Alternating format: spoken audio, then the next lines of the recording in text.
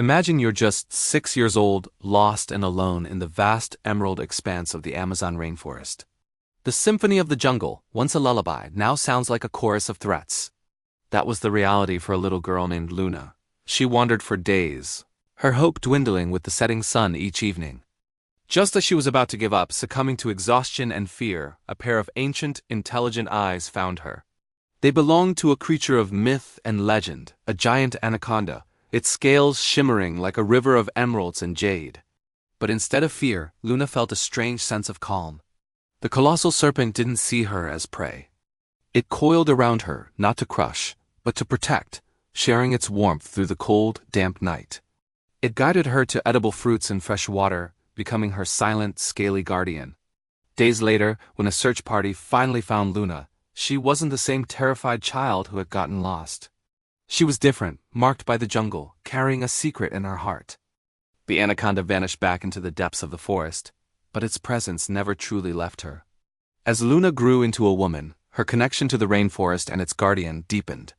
She began to have visions, vivid dreams of the anaconda.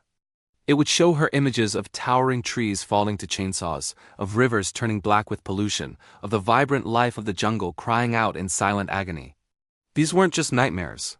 They were a call to action. The anaconda, a spirit of the Amazon itself, was showing her the wounds being inflicted upon its body. Driven by these visions and her profound love for the home that had both tested and saved her, Luna dedicated her life to its protection. She became a biologist, a researcher, and a fierce activist. She learned the ancient languages of the indigenous tribes, who recognized the serpent spirit within her and called her Daughter of the Serpent. They saw in her the same protective fire they had honored for generations. Luna wasn't just fighting with data and scientific papers. Her methods were unconventional. Guided by her visions, she seemed to know exactly where illegal loggers would strike next. She could anticipate the movements of poachers as if she were one of the jungle's own predators. She would lead patrols through the densest, most inaccessible parts of the forest, appearing like a phantom to thwart those who sought to exploit it. Some said she could speak to the animals, that jaguars would walk by her side, and that the monkeys would act as her lookouts. Her legend grew. To the corporations and developers trying to carve up the land, she was a major thorn in their side, an unpredictable force of nature. To the people of the forest, she was a living embodiment of the jungle's will to survive. She organized communities, established protected zones, and used her knowledge to restore areas that had been scarred by human greed. But her greatest challenge was yet to come. A massive multinational corporation, armed with immense wealth and political power, set its sights on the very heart of the forest. A sacred, untouched area that her serpent guardian had shown her was the lifeblood of the entire ecosystem. This was a battle she couldn't win with simple activism. The corporation was relentless, dismissing her as a radical, a nuisance. Desperate, Luna returned to the place where the anaconda had saved her all those years ago. She called out, not with her voice, but with her spirit, pleading for guidance. That night, her vision was more intense than ever. She saw the anaconda, not as a creature of flesh and blood, but as a being of pure energy, woven from the roots of the trees and the currents of the river.